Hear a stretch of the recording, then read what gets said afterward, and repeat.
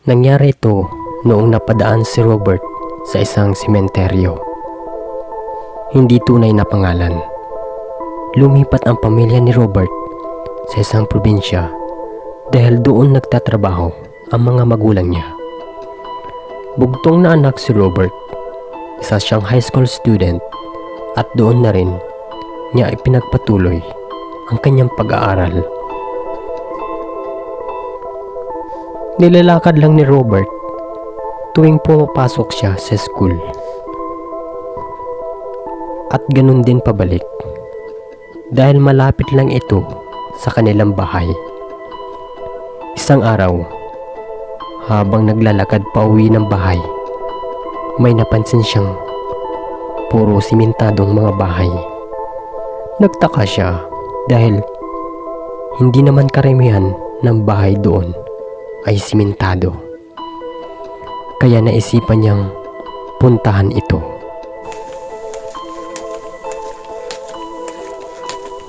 Hindi pa siya nakakalapit nang mapansin niya ang isang nakatayong krus. Lumang-luma na ito. Marami na ring mga matataas na damo ang tumutubo.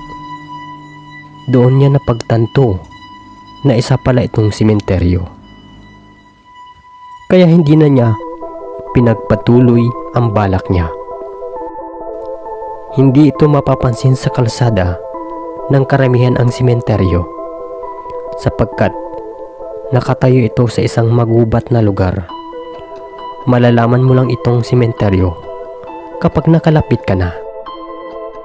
Kaya umuwi agad si Robert sa kanilang bahay. Nagtanong-tanong siya sa mga taga doon kung sementeryo nga ba iyon.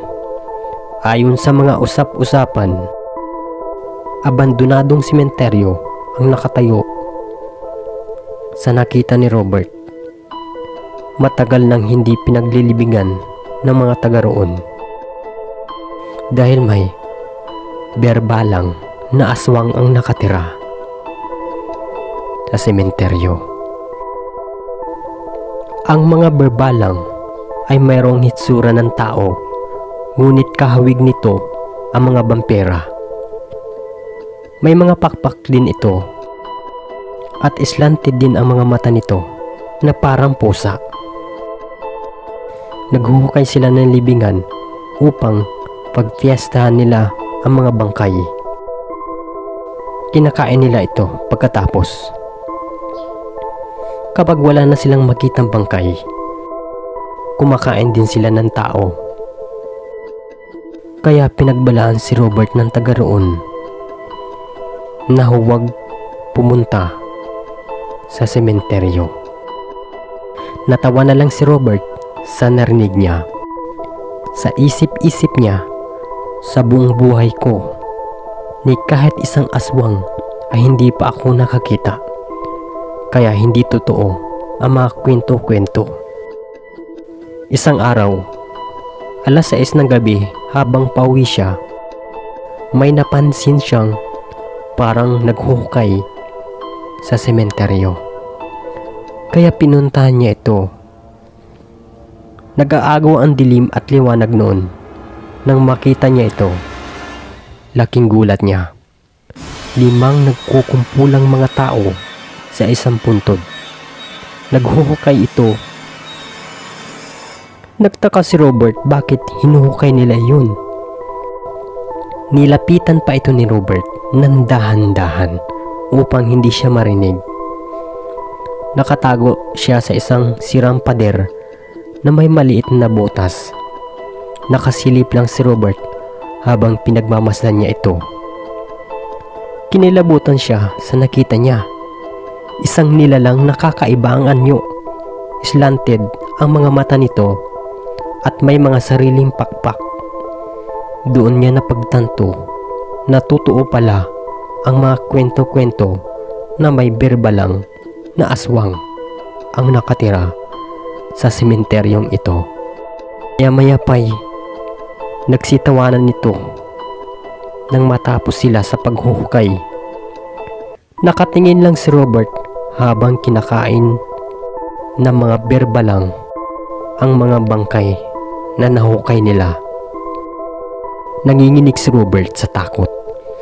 Dahil doon, aakmang aalis na sana siya nang biglang nasagi niya ang mga nakakalat na mga lata.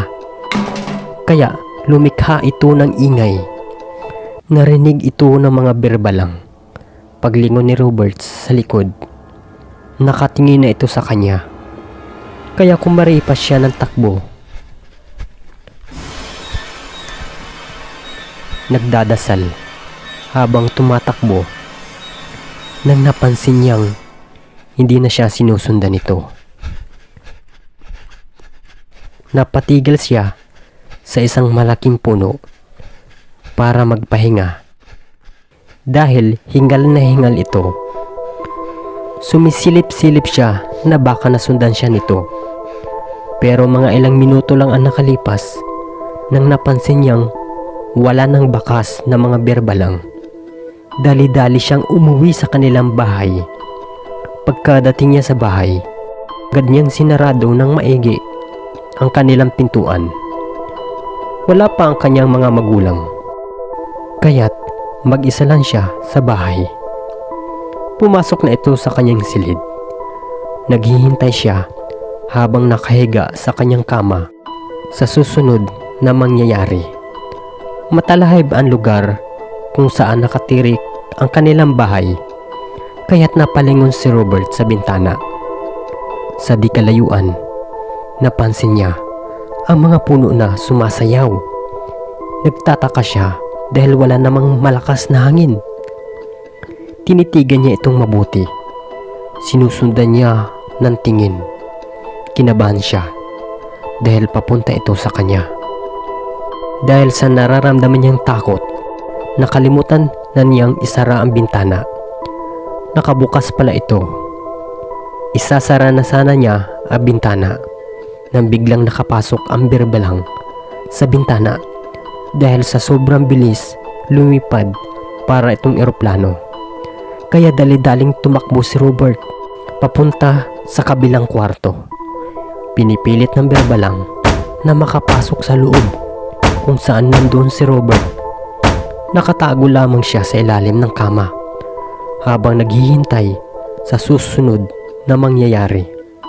Patuloy pa rin itong dinadambahan ang pintuan ng berbalang habang nakikinig si Robert ng mga alingaw-ngaw nito at pagaspas ng kanilang pakpak. Habang nakikiramdam si Robert sa ilalim ng kama, may napansin siyang isang kwentas. Ito ay isang coconut pearl. Kaya naisipan niyang suotin ito. Simula nang sinuot niya ito, nawala na ang mga ingay. Nawala na rin yung dumadamba sa pintuan. Mga ilang minuto lang ang nakalipas, dumating na ang mga magulang ni Robert galing trabaho. Alalang-alala ito kay Robert. Nalaman nila dahil nakita mismo ng kapitbahay na pumasok sa kanilang bahay ang berbalang na aswang. Kaya sinabi agad nila ito sa mga magulang ni Robert. Napayakap ang mga magulang ni Robert ng mahigpit, habang si Robert naman ay nakatingin sa kwintas.